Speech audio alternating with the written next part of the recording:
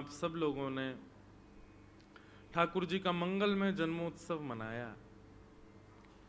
कितने भाग्यशाली हैं कथा कहने वाले और कथा सुनने वाले लोग। पूरा विश्व साल में एक बार जन्माष्टमी मनाता है, पर हम कथा कहने सुनने वाले हर हफ्ते जन्माष्टमी मनाते हैं। हर हफ्ते हमारी कथा में जन्मोत्सव ठाकुर जी का होता है। कोई हमसे पूछे तो साल भर की जो कृष्ण भक्त होते हैं उनको सबसे प्रिय होती है जन्माष्टमी। प्रतीक्षा करते हैं कब जन्माष्टमी आए, घर सजाएंगे, व्रत रखेंगे, ठाकुर जी का अभिषेक करेंगे, नाचेंगे गाएंगे, बधाई लुटाएंगे। हमसे पूछो साल में हर महीने में 3 से 4 जन्माष्टमी मनाते हैं, हम हर जगह मनाते हैं। कृष्ण भक्ति जीवन में आने का यही प्रतिफल है कि आपका संपूर्ण जीवन उत्सव में हो जाएगा।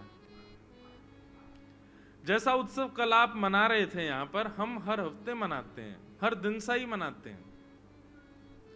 उत्सव में जीवन हो जाता है।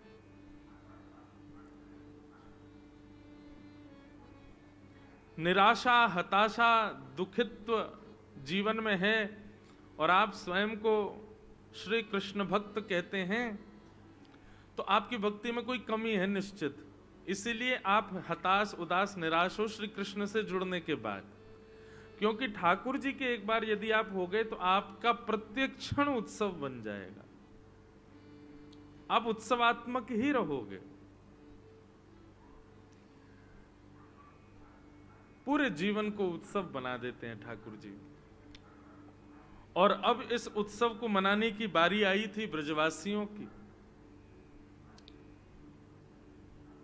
नंदस्त्वात्मज उत्पन्ने जाता ह्लादो महामनाः आहूय विप्रान् वेदज्ञान् स्नातः सुचिरलंकृतः वाचयित्वा स्वस्तेनं जातकर्मात्मजस्य वै कारयामास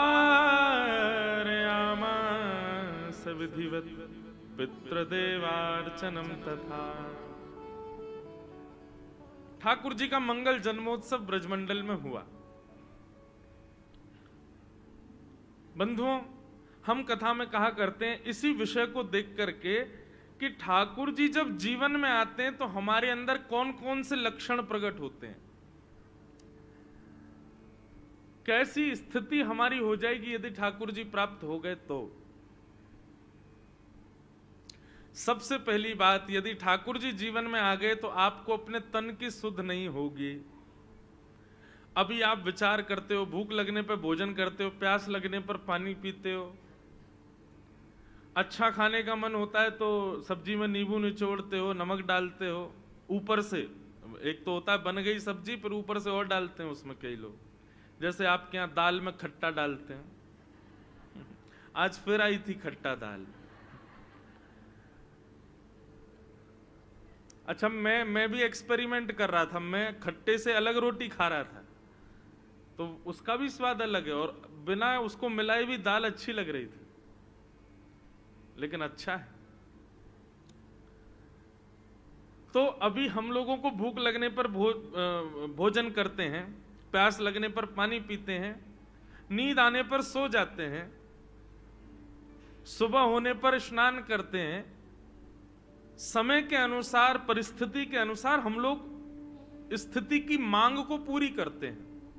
पर ठाकुर जी जब जीवन में आएंगे तब आप उल्टे हो जाओगे। आप किसी से कहोगे पता नहीं क्या हो रहा है, लग भूख रही है लेकिन आपको पता नहीं चलेगा कि आपको भूख लग रही है। लग प्यास रही है लेकिन आप कहोगे पता नहीं कुछ हो रहा है, मुझको ये नहीं पता कि हो क्या रहा है। और भैया मैं यहां तक भी कह दूं तो कोई अतिशयोक्ति नहीं, आप देहाभिमान शून्य हो जाएंगे।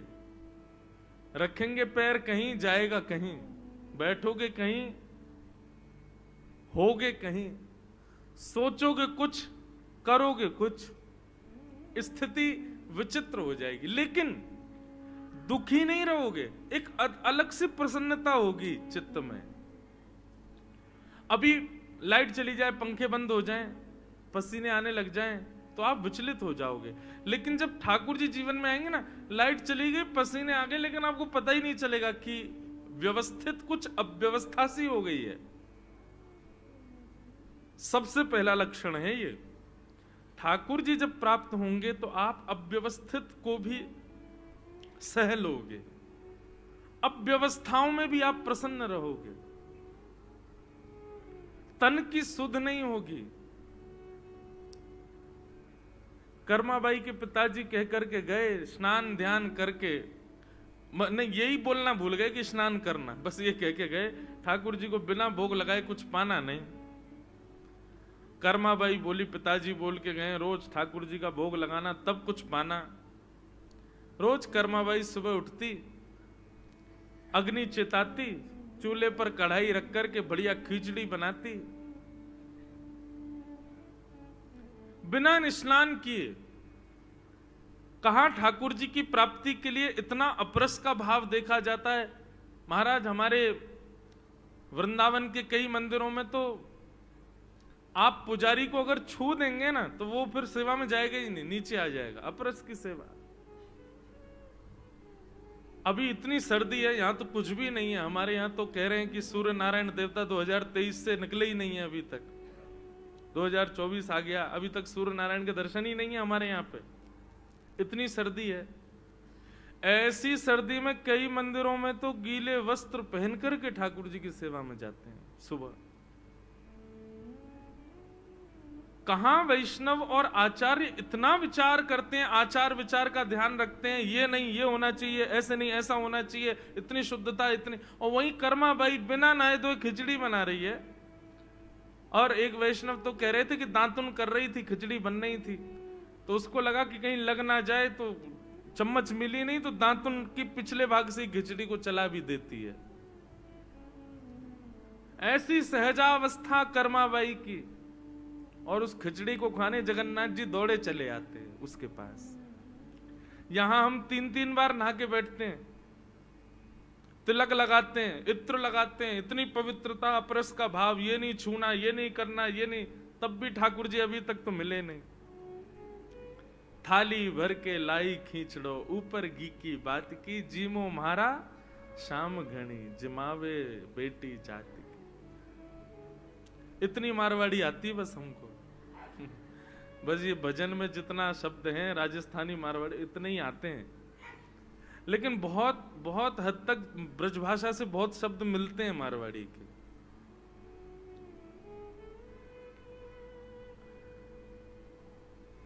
तो ठाकुर जी जीवन में आ जाएंगे तो आप सहज हो जाओगे, देहाभिमान शून्य हो जाओगे।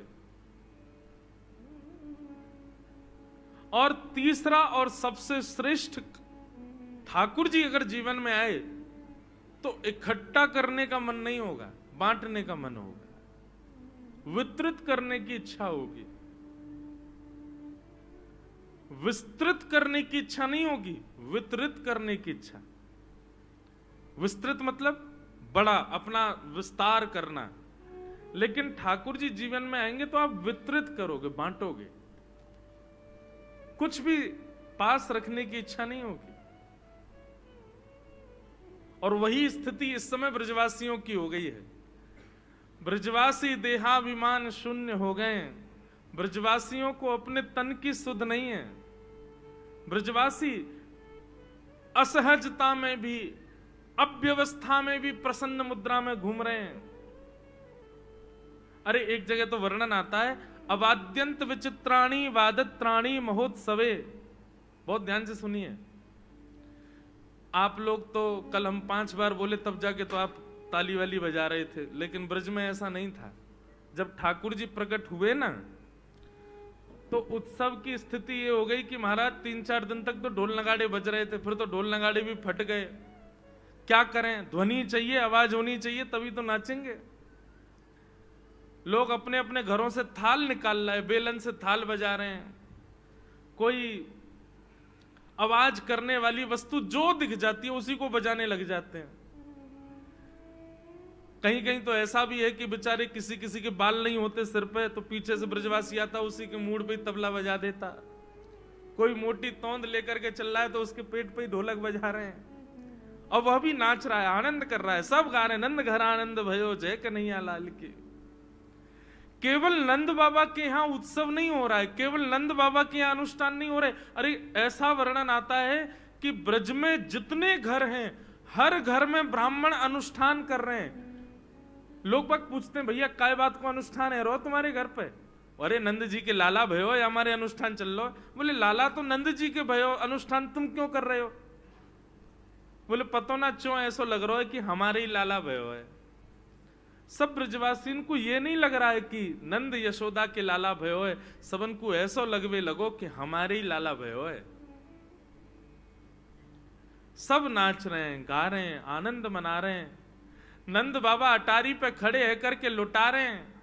ब्रजवासी लूट नहीं रहे, ब्रजवासी अपने अपने पल्लू फैला करके नंद बाबा के द्वारा लुटाई गई सामग्री को भर लें और पीछे जाके ब्रजवासी भी लुटा दें। लोभ रहित हो गए सब ब्रजवासी।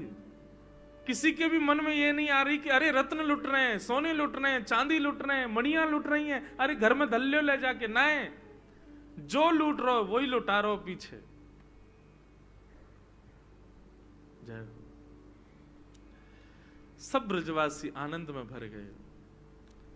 यशोदा जी के द्वार पर जाकर के ब्रजवासी सब कभी तो नाचते नाचते नेत्रों से आंसू गिरने लग जाते हैं, प्रेमाश्रु से भर जाते हैं सब।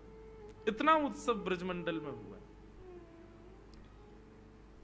बड़े भागते यशोदा मैया ऐसो सुत तेने जायो।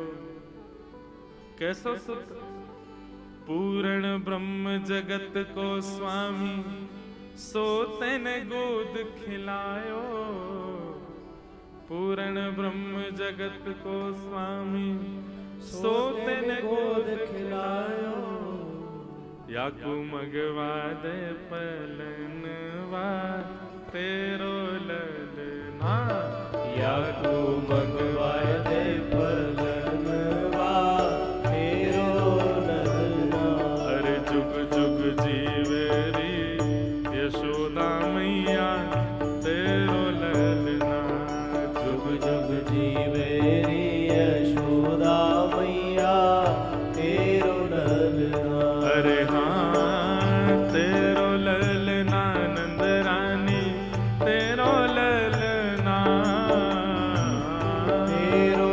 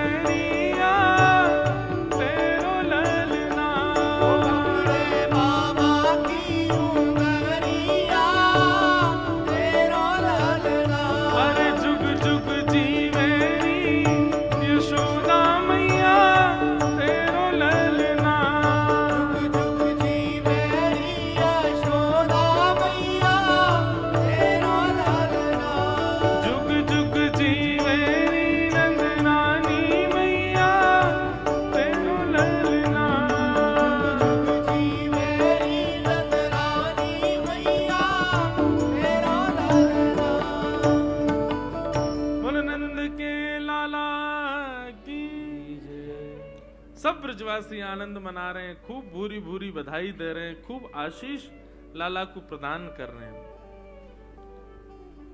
एक अद्भुत आनंद छटा छाई है पूरे ब्रजमंडल में। यशोदा तेरे भाग्य की कही ना जाए। हे यशोदा मैया, आपके भाग्य की कहा सराहना करें। बंधु, ब्रजवासियों को यह थोड़ी पता है कि ये साक्षात पूर्ण ब्रह्म परमात्मा भगवान है, पर पता नहीं क्यों सबको सहज प्रेम हो गया ठाकुर जी से, अपने आप प्रेम हो गया ठाकुर जी से। जन्म लेते ही जैसे कहते हैं ना, सारी प्रायोरिटी, सारा प्रेम, सारा स्नेह, सारा लक्ष्य ठाकुर जी बन गए सबका। पूरे ब्रजमंडल में कोई खा भी रहा है, पी भी रहा है, जी भी रहा है तो केवल श्याम सुंदर के लिए। ऐसी स्थिति हो गई सबकी।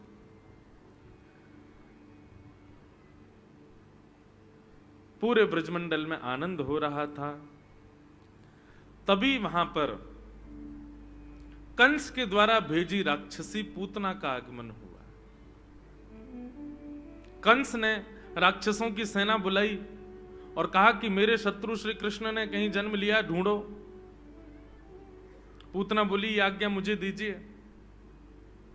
कंस बोले, आप क्या करोगी? बोले, मैं जाऊंगी और ब्रजमंडल में जितने बालकों ने जन्म लिया सबको अपना पयोधर में विष लगा के पिला दूंगी, सब मर जाएंगे। कंस बोला, ये संभव कैसे होगा? मैं रूप बदलना जानती हूं, रूप बदल करके जाऊंगी। और पूतना ने अपना रूप बदला। अत्यंत सुंदर रूप धारण करके पूतना भगवान का वध करने के लिए जा रही है। अनेक बालकों को मारते हुए पूतना जैसे ही गोकुल में पधारी, गोकुल में आते ही पूतना के रूप पर, पूतना की चाल पर प्रत्येक भाव पूतना का सबको अपनी ओर आकृष्ट कर रहा था। उसके नूपुरों की ध्वनि सुनकर के ब्रजवासी नाचना गाना भूल जाते और ध्वनि सुनकर के पीछे मुड़ के देखने लग जाते, कौन ऐसी चाल चल रहा है। उसके तन से आ रही सुगंधी को एक बार लेकर के सबके नेत्र बंद हो जाते, बोले कहां से सुगंधी आ रही है।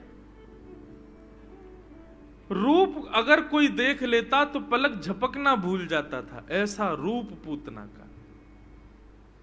सब मोहित हो गए पूतना के ऊपर।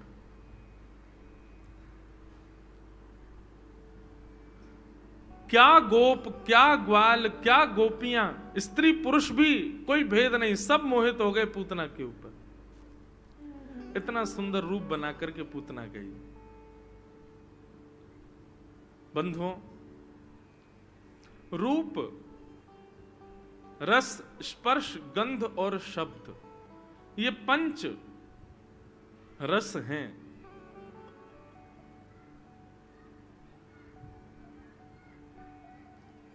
इन पंच रसों को हमारी पंच ज्ञानेंद्रियां ग्रहण करती हैं।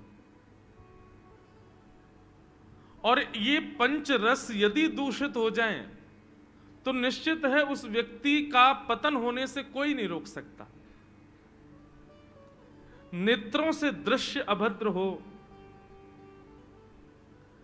जिह्वा से स्वाद दूषित हो, कानों से स्वर दूषित हो, त्वचा का स्पर्श दूषित हो, नासिका का ग्रहण दूषित हो, निश्चित है उस व्यक्ति को फिर कोई नहीं बचा सकता, उसका पतन निश्चित है। इसलिए हमारे यहां ठाकुर जी से संबंधी समस्त रसों को ग्रहण किया जाता है। जीव पर ठाकुर जी का प्रसाद, नेत्रों में ठाकुर जी का दर्शन, कानों में ठाकुर जी का स्वर, नासिका में ठाकुर जी के चरणों के इत्र की सुगंधी, स्पर्श में ठाकुर जी के ही संबंध के ठाकुर जी की सेवा का स्पर्श। क्यों? क्योंकि पंच रस ही हमारे नाश का कारण बनते हैं। और पूतना पांचों रसों को आकर्षित करने वाली बनकर के आई है। पूतना को देख करके सब ब्रजवासी मोहित हो गए।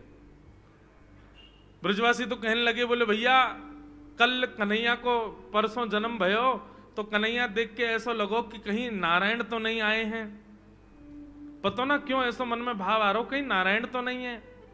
पर आज तो हमारी बात पे मोहर लग गई, वो नारायण ही हैं, क्योंकि उनको दर्शन करवे लक्ष्मी आई है। देखो ये लक्ष्मी आई है। कई ब्रजवासी बोले अपनी मैया से जाके, मैया तू पीछे पड़ी रे, ब्याह कर ले, ब्याह कर ले। चल मैं ब्याह कर लूंगा, लेकिन ब्याह करूंगा यही ते ब्याह करा मेरो।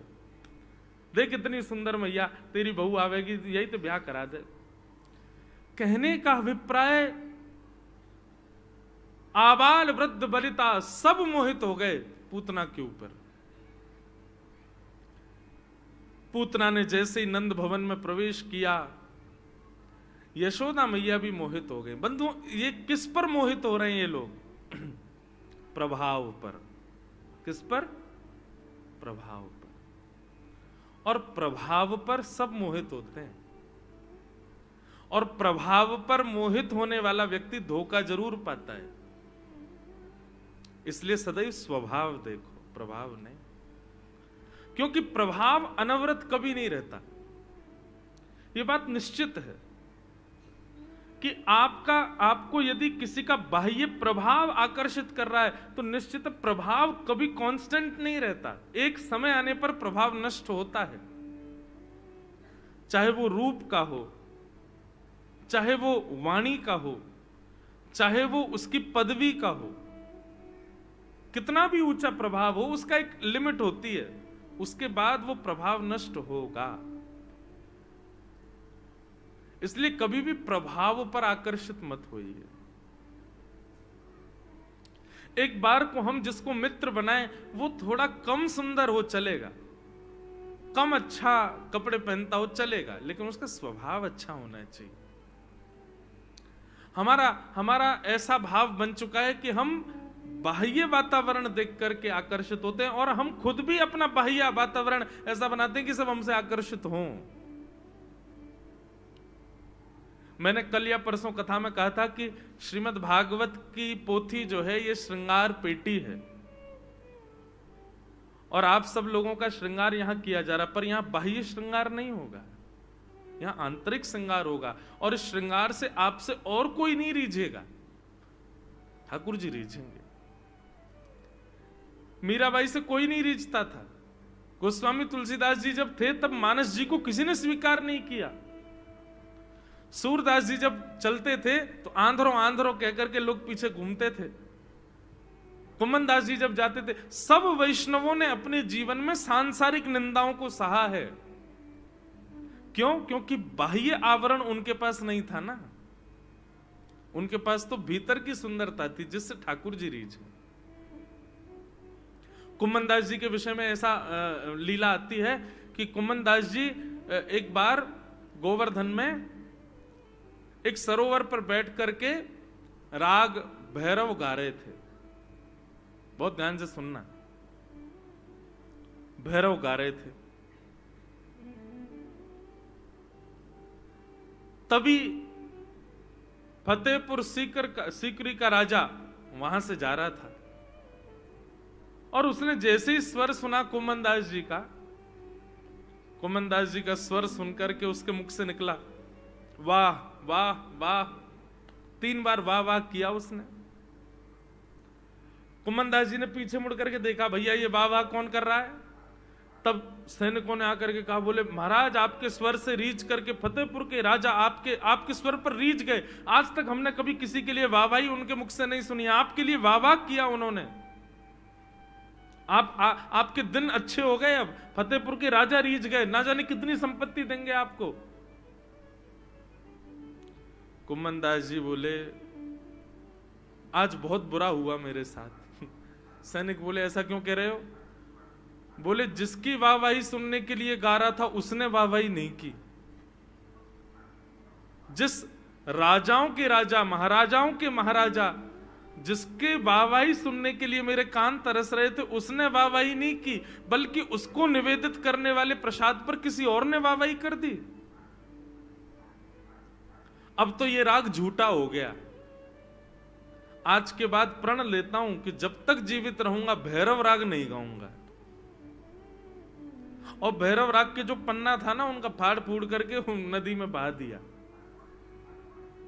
किसी ने कहा बड़ा पागल आदमी है, यहां राजा रीझ गया, इसको संपत्ति दे देता, इससे बढ़िया प्रेम करता, इससे संबंध बनाने से अच्छा, उसकी हाजी हजूरी करने से अच्छा, अरे बड़े अपने गुमान में रह रहा है।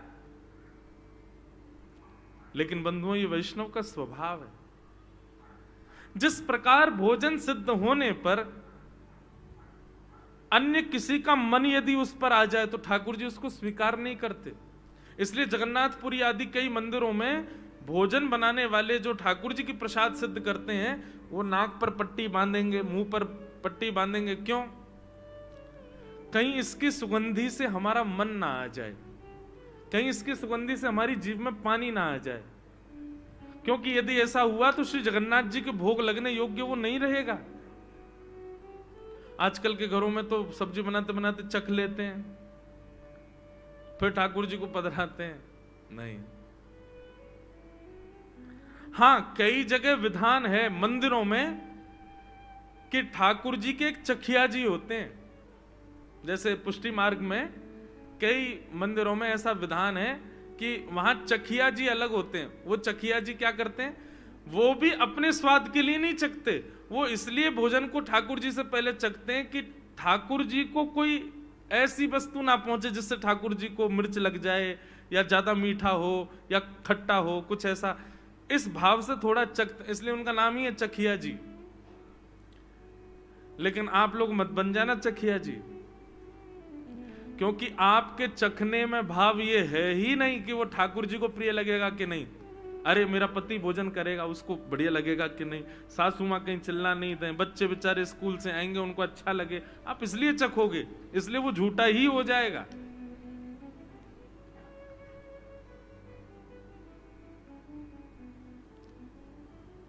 तो बाह्य आवरण, उससे संसार प्रभावित होता है, ठाकुर जी नहीं। पूतना पर सब मोहित हो गए। पूतना के रूप को, वस्त्रों को देख करके यशोदा मैया को भी विश्वास हो गया, अच्छे घर की है, अच्छा आजा बैठ जा। पूतना जाकर के बैठ गई। ठाकुर जी को जैसे ही गोद में लिया, भगवान ने अपने दोनों भुजाओं से नेत्र बंद कर लिए। कितना बड़ा दुर्भाग्य पूतना का। श्याम सुंदर के इतने सन्निकट पहुंच गई, इतने समीप जाकर के भी भगवान के नेत्रों की अधिकारी नहीं बन पाई। ठाकुर जी उसको नहीं देख रहे। क्या फायदा ऐसे रूप का, क्या फायदा ऐसे गायन का, क्या फायदा ऐसे नृत्य का, क्या फायदा ऐसे पाक भोजन का जिस पर ठाकुर जी नारीज हैं। बंधुओं, मैं अपनी कथाओं में कहा करता हूं, भैया आपको ठाकुर जी को प्राप्त करना है तो भजन साधन आदि ये सब एक तरफ है। यदि आपके अंदर कोई सद्गुण है, जैसे किसी को गाना बहुत अच्छा आता है, किसी को नाचना बहुत अच्छा आता है, किसी को भोजन बनाना बहुत अच्छा आता है, किसी को श्रृंगार करना बहुत अच्छा आता है, आदि आदि ये सांसारिक गुण हैं। इन गुणों का प्रयोग यदि आप लोक रंजन के लिए करोगे तो वो गुण गुण रहेगा, लेकिन वही गुण यदि ठाकुर जी की प्रसन्नता के लिए प्रस्तुत हो तो वही भक्ति बन जाएगा।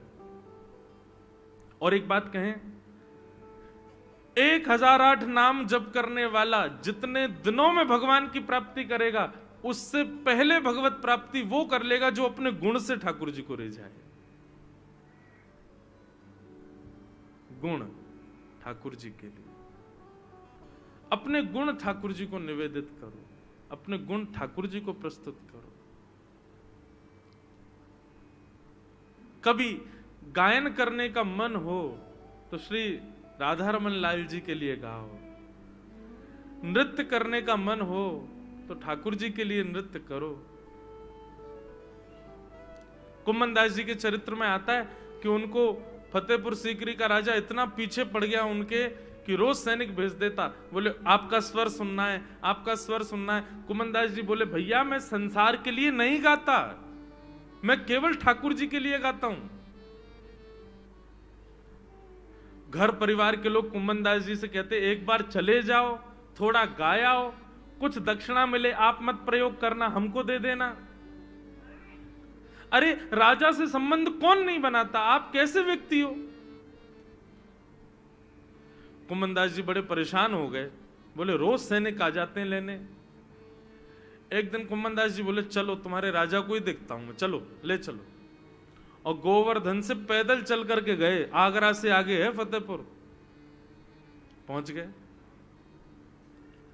कहिए महाराज क्या सेवा करूं आपकी, बहुत दिन से पीछे लगे हो आप। बादशाह ने उनका स्वागत किया, आइए आइए आइए, बहुत सारे मित्र बुला रखे थे, सबको ये कह करके देखो मेरे यहां एक बहुत बढ़िया गवैया आ रहा है।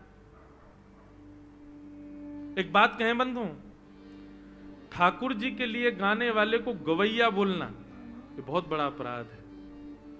गवैया उसको कहिए जो संसार को रिझाता हो, लेकिन जिसकी वाणी में, जिसके स्वर में ठाकुर जी रीझ रहे हैं, वो गवैया नहीं है, वो नचकैया नहीं है, नाचने वाला नहीं है, वो ठाकुर जी का परम भक्त है, वैष्णव है। बादशाह ने कहा आप उस दिन भैरव राग अलाप रहे थे, सुन करके मैं मंत्र मुग्ध हो गया, मेरा रोम रोम खड़ा हो गया। आपसे प्रार्थना है कि आप भैरव राग सुना दीजिए। सब लोग सावधानी से सुनिएगा। कुम्मन दास जी बोले देखो वैसे तो मैंने भैरव राग गाना बंद कर दिया जिस दिन आप वाहवाही करके गए थे उस दिन से, लेकिन ठाकुर जी के लिए गाना बंद किया है, तुम्हारे लिए गा सकता हूं। राजा बोला नहीं नहीं मुझे भैरव राग ही सुनना है, आप राग सुनाओ। कुम्मन दास जी बोले राग तेरे पसंद का, पद मेरे पसंद का। बोले हाँ यही करो। बोले शब्दों में तो कोई ये नहीं है ना कि तुमको यही गाना है, मैं कुछ भी गा सकता हूं ना। बोले गाओ आप, शब्द कुछ भी बोलो, राग भैरव रखो। कुम्मन दास जी बोले ठीक है। तुरंत महाराज आसन बिछा करके कुम्मन दास जी बैठ गए और कुम्मन दास जी ने राग भैरव में एक पद गाया। पद के शब्द सुनिएगा। भगत को कहा सीख रीसो काम, भगत को कहा सीख रीसो काम, जाको मुख देखत दुख लागत, जाको मुख देखत दुख लागत, जाको मुख देखत दुख लागत, जाको मुख देखत दुख लागत, ताको करन पड़ी परना, ताको करन पड़ी परना, ताको करन पड़ी परना, ताको करन पड़ी परना, भगत को कहा सीख रीसो काम, भगत को कहा सीख रीसो काम। कुम्मन दास जी कह रहे हैं जाको मुख देखत दुख लागत, ताको करन पड़ी परनाम। आज मैं बहुत दुखी हूं। बोले क्यों?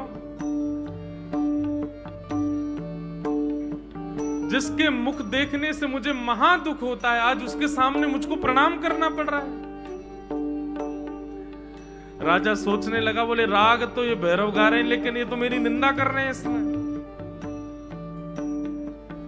आज मेरे जीवन का बहुत बुरा दिन है, जिसको एक आंख नहीं देख सकता मैं, आज उसके सामने मुझे बैठ करके गाना पड़ रहा है।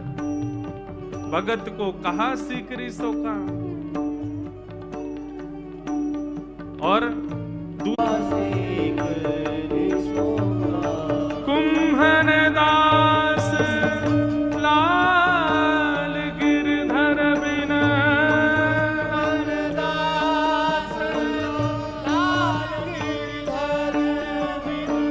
कुम्भन दास लाल गिरधर बिना,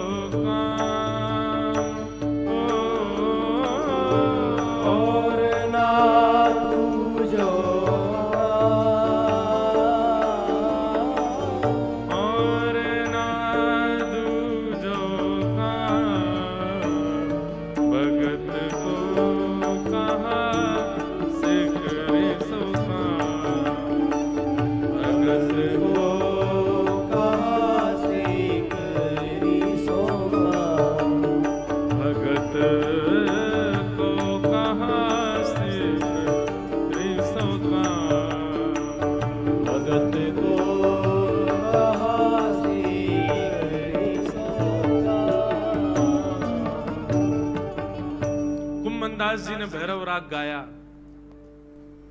और भैरव राग में क्या कह रहे हैं? बोले आवत जात पनैया टूटी बिसर गयो हरि नाम। आज का दिन मेरा सबसे बुरा दिन है। क्यों? बोले जो हर क्षण में ठाकुर जी को याद करता था, आज गोवर्धन से पैदल चल के आया सीकरी तक, मेरी पादुका टूट गई, और पादुका टूटने की वजह से मेरे पैर में छाले पड़ गए, और मैं जो निरंतर भगवान को याद करता था, मेरा वो ध्यान छालों की तरफ चला गया। इस राजा की वजह से आज मैं ठाकुर जी को भूल गया। कुम्भनदास लाल गिरधर बिन और न दूजो काम। अरे भैया, हमारा स्वर, हमारा रहना, हमारा जीना, हमारा प्रत्येक क्षण हमारे लाल जी के लिए, उसके अलावा हम कुछ नहीं कर सकते। कृपा करके हमको उनसे दूर मत करो। राजा ने जितने लोग बुलाए थे सुनने के लिए, सब राजा को देखने लगे, बोले ये तो तुम्हारी बुराई कर रहे हैं। राजा ने अपनी बुराई छुपाने के लिए सोचा कि इतनी दक्षिणा दे दूंगा कि फिर वाहवाही हो जाएगी। वाह, देखो इन्होंने राजा की निंदा करी, फिर भी राजा ने खूब दक्षिणा दी। राजा ने कहा, वाह कुम्भनदास जी, कितना सुंदर गाया आपने। आप जो कहेंगे मैं वो आपको देने को तैयार हूं।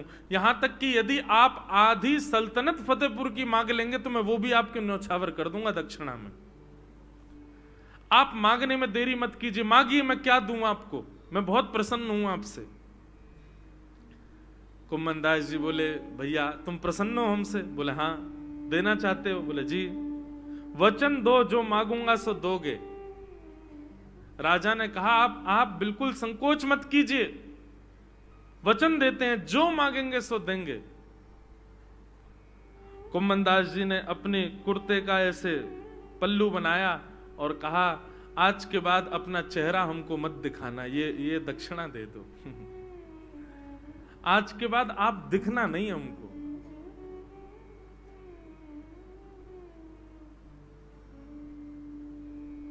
ऐसे कुम्भनदास, ये है कृष्ण भक्त। संसार को रिझाना, लुभाना, आकर्षित करना तो बहुत दूर की बात है, उसको ठुकरा देता है। ये कृष्ण भक्त की स्थिति है।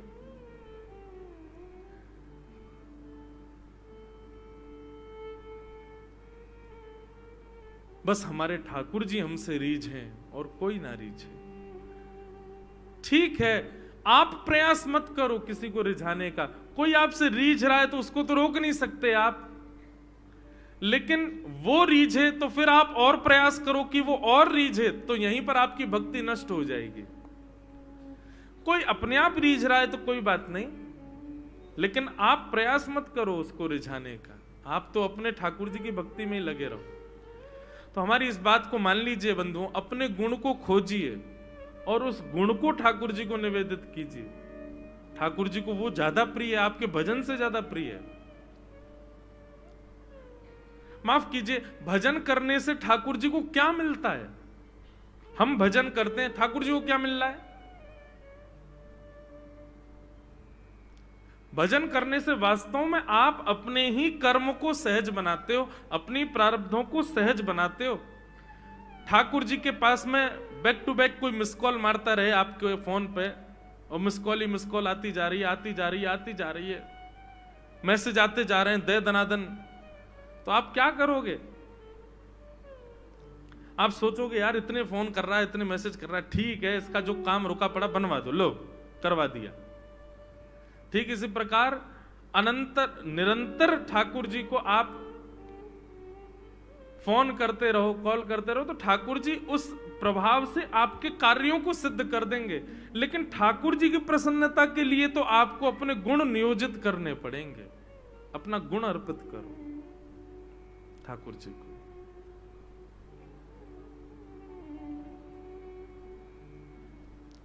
पूतना अति सुंदर बनकर के गई, भगवान ने उसको नहीं देखा। बंधुओं, दर्शन में प्रयास करना कि हम पूतना की तरह ना जाएं कभी ठाकुर जी के पास। पूतना ने क्या क्या गलती की हैं पूतना की सबसे पहली गलती यह है कि पूतना जैसी थी वैसी नहीं गई ठाकुर जी के पास, अपना रूप बदल करके गई। और माफ कीजिए, यहां रूप का मतलब आप श्रृंगार से मत लीजिएगा कि पूतना श्रृंगार करके गई इसलिए ठाकुर जी को नहीं भाई, नहीं, वो राक्षसी थी, ये उसका राक्षसत्व गुण था, लेकिन वो ठाकुर जी के पास लक्ष्मित्व गुण के साथ गई थी, इसलिए ठाकुर जी ने उसको नहीं देखा। आप जैसे हो वैसे जाओ भैया। वैद्य के पास, डॉक्टर के पास अपनी बीमारी लेकर के जाते, ना कि बीमारी छुपा के जाते। बीमारी छुपा के जाओगे तो डॉक्टर औषधि दे ही नहीं पाएगा। ठाकुर जी वैद्य हैं, ठाकुर जी डॉक्टर हैं, इनके सामने आप जैसे हो वैसे जाओ। चिकित्सा करने की जिम्मेवारी ठाकुर जी की है, चिकित्सा ठाकुर जी करेंगे। तो पूतना की सबसे पहली गलती क्या है? पूतना अपना रूप बदल करके गई है, अपने अवगुणों को छुपा करके गई है। पूतना की दूसरी गलती क्या है? ठीक है, तूने अपना रूप बदला, अपने अवगुण तुमने छुपाए, लेकिन तुमने गोकुल पहुंच करके क्या किया? जितने भी ब्रजवासी ठाकुर जी के उत्सव को मना रहे थे, ठाकुर जी की लीला गा रहे थे, ठाकुर जी के उत्सव में नाच रहे थे, सबको अपनी ओर आकृष्ट कर लिया, सबको अपनी ओर आकर्षित कर लिया।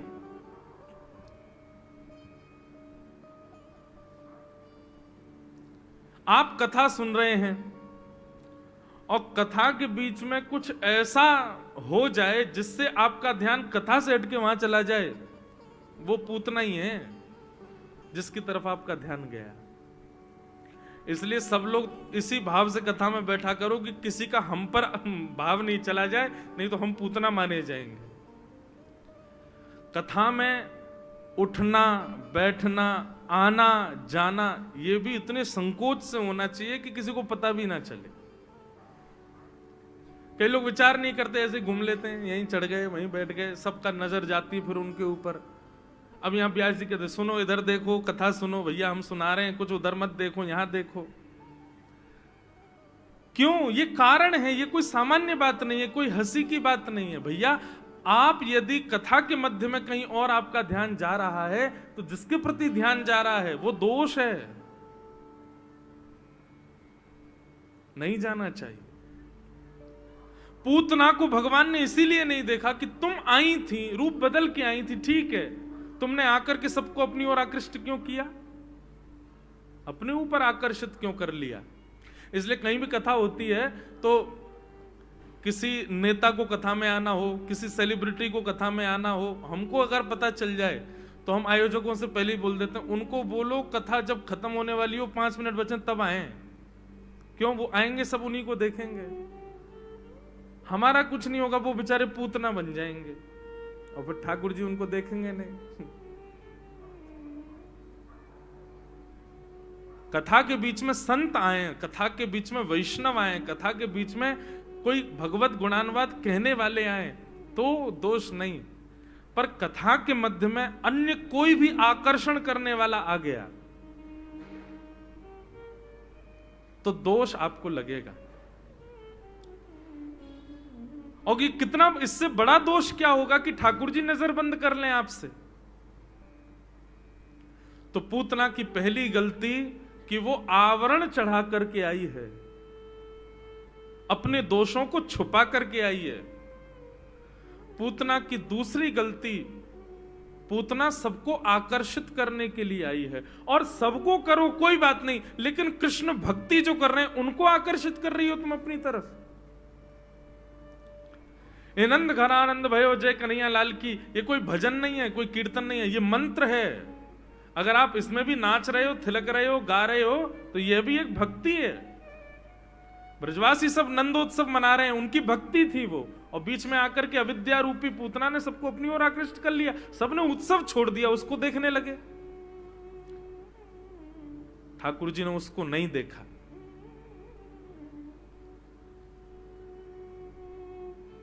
तो ये पूतना की कुछ गलतियां हैं बंधुओं, इनसे बचो, इन पर कभी आकृष्ट मत हो। कितने लोग तिरुपति बालाजी जाते हैं ये महत्वपूर्ण नहीं है, पर उतने लोगों में तिरुपति बालाजी किसको देख रहे हैं ये महत्वपूर्ण है। हजारों लोगों में हम भी वृंदावन जा रहे हैं ये महत्वपूर्ण नहीं है, पर उन हजारों के दर्शन के साथ जब हम राधा रमन जी के पास जाते हैं तो राधा रमन जी की दृष्टि हम पर पड़ती है, ये महत्वपूर्ण है। पूतना का बहुत बड़ा दुर्भाग्य है कि ठाकुर जी ने उसको नहीं देखा।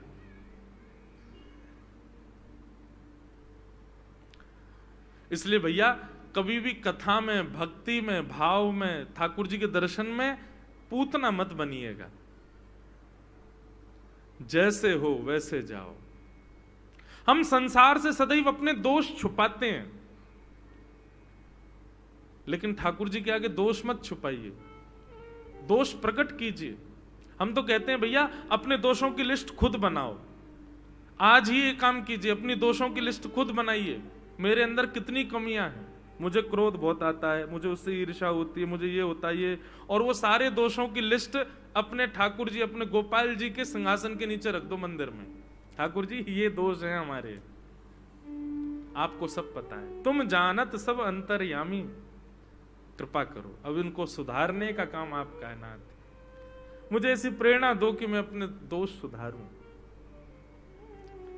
वे चिकित्सक हैं भैया, वो कुब्जा की टेढ़ी कमर सीधी कर सकते हैं, वो सुदामा की निर्धनता को साक्षात एक श्रेष्ठ उद्योगपति के रूप में उनका निर्माण कर सकते हैं। वो बानर, जिन बानरों से सब भयभीत होते हैं, उन बानरों को अपना मित्र बना सकते हैं, और 10 मुख वाले दशानन को उसके पद से गिरा सकते हैं। उनसे अच्छा शिक्षक, उनसे अच्छा चिकित्सक कोई नहीं है। बस करना क्या है, जैसे हो वैसे जाओ। पूतना को भगवान ने नहीं देखा। पूतना ने अपना पयोधर जैसी भगवान के मुख में दिया। भगवान ने पहले तो विष को पिया, फिर उसके दूध को पिया, फिर उसके रसतत्वों को पिया, उसके पुण्यों को पिया, पापों को पिया, और प्राणी समम रोष समन वितो पिबत, ठाकुर जी ने अंत में उसके प्राण पीने प्रारंभ किए। पूतना बोली 1 मिनट में बालक मर जाता है, ये तो बहुत देर हो गई, मर ही नहीं रहा। थोड़ी देर बाद जब पूतना के प्राण पीने शुरू किए भगवान, पूतना ने ठाकुर जी को दूर किया, लेकिन ठाकुर जी ने तो गाढ़म कराभ्याम इतना कसके पूतना को पकड़ा कि पूतना ने पूरा बल लगा लिया, लेकिन ठाकुर जी को दूर नहीं कर पाई। और जैसे ही भगवान ने प्राण पीने प्रारंभ किए, पूतना अपने भयाभय रूप में आने लगी, अपने वास्तविक रूप में आने लगी। विशाल रूप हो गया, बड़े बड़े नाखून, उसके नेत्र, और जैसा भी था उसका रूप वो सब प्रकट हो गया।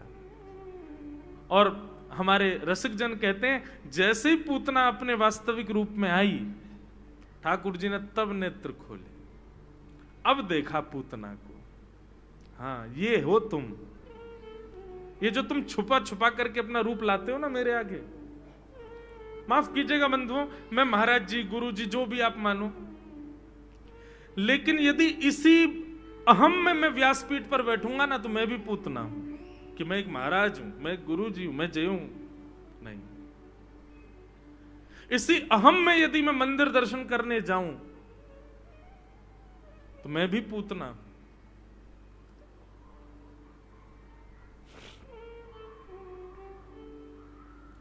ठाकुर जी को बहुत कष्ट होता है जब व्यक्ति अपना रूप बदल देता है। बार बार कहूंगा, मैं श्रृंगार के लिए नहीं कह रहा हूं, मैं वास्तविकता के लिए कह रहा हूं। जब वास्तविकता को आप छुपाते हो, अच्छा दिखाने का प्रयास करते हो नहीं, तब ठाकुर जी को बड़ा कष्ट होता है। जैसे हो वैसे आओ।